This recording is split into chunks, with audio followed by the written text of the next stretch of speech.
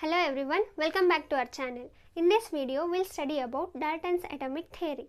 From our last videos, we have studied about the matter, its definition, its classification and the measurements and units. Okay, from here our actual study of chemistry starts, that is about the study of atoms and molecules. And we know that matter is nothing but it is consist of small tiny indivisible particles.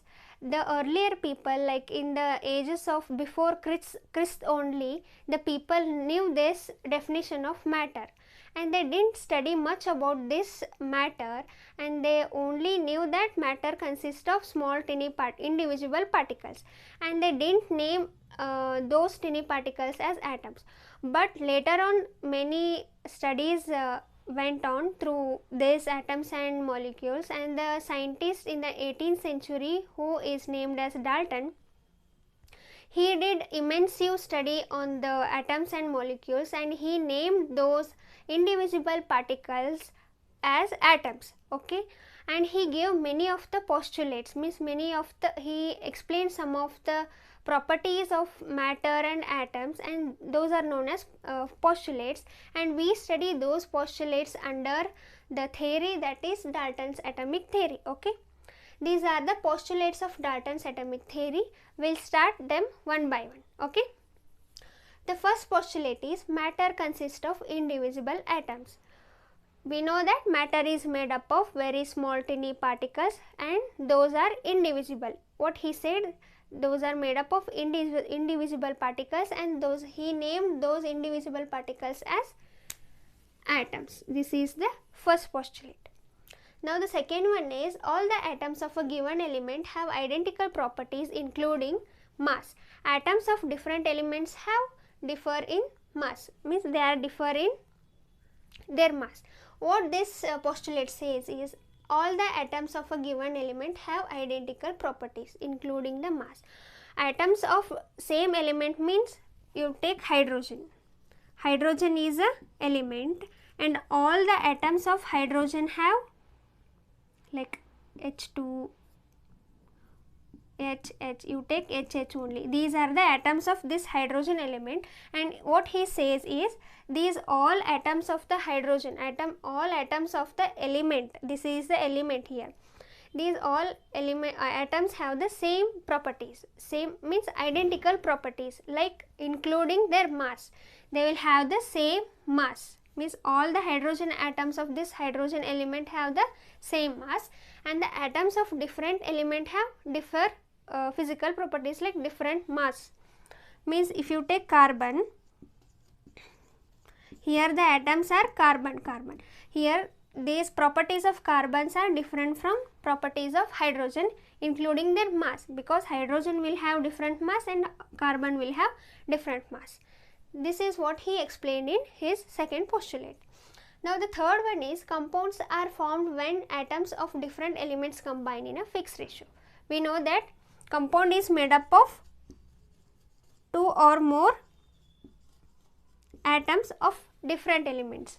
For example, you take H2O, HCl, NH3, these all are nothing but compounds only. Here what he says, compounds are formed when atoms of different elements combine. Atoms of different elements, here hydrogen is a different element and oxygen is a different element. Here also hydrogen is different, chlorine is different, and here nitrogen is different and hydrogen is different. He said compounds are formed when atoms of different elements combine in a fixed ratio. These combine in a fixed ratio. Here 1:1, this is the ratio, 1:1, it is 2:1, and this is 1:3. They combine in a fixed ratio to form compounds. Okay, the last postulate is chemical reactions involve reorganization of atoms. These are neither created nor destroyed in a chemical reaction. Means in a chemical reaction obviously the atoms will be included, means whenever we do the reaction among the compounds, obviously compounds are made up of atoms only. Here what he says, during a chemical reaction reorganization of atoms takes place. Means if you have here A and B, it will give C. Okay, A is made up of some of the atoms and B is made up of some of the atoms, it will give C. they undergo reorganization, means here in and they are neither created nor destroyed.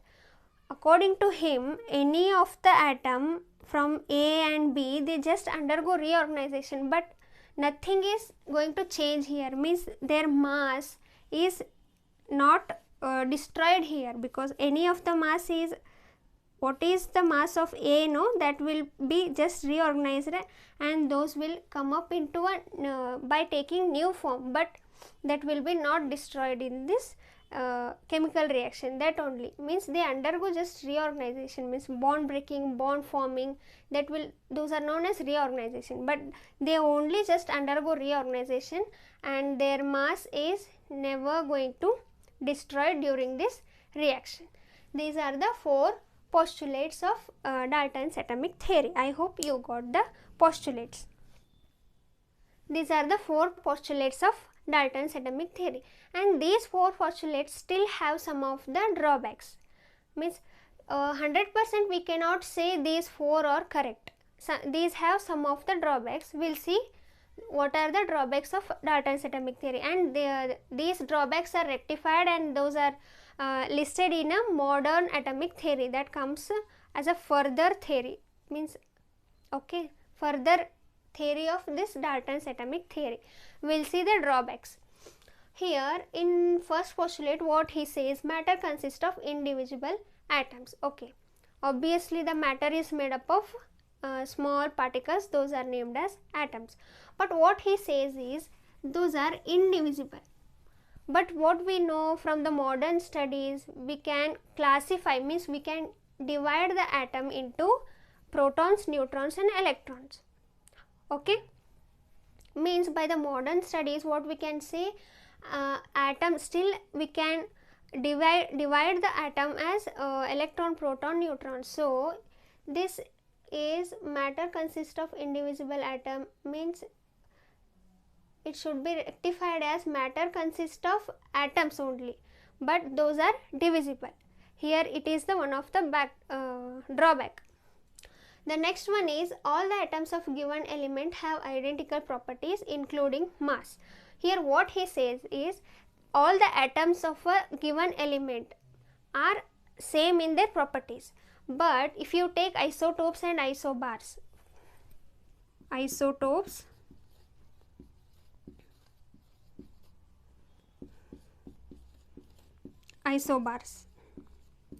we'll take isotopes C12, C13 and C14.